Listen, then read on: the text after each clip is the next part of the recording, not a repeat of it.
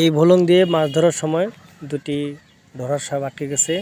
তো ভোলং থেকে সাপ দুটি বাইর করার জন্য অনেক চেষ্টা করতেছি, একটাকে বাইর করতে পারছি, আর একটা বাইর করার জন্য অনেক সময় নিচ্ছে। তো এই ভোলং আমি প্রতিদিনে পাতি, প্রতিদিন 3টা হতে 4টা 60 মাছ হচ্ছে, চ্যাং মাছ পড়ে। তো এখন বানটা খোলাই দিব, বানটা খোলাচ্ছি।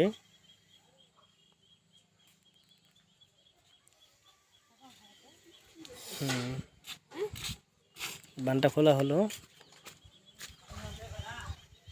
দেখেন একটি সাপ এখনই বাইর হয়ে যাবে। এই যে বাইর হয়ে গেল একটা।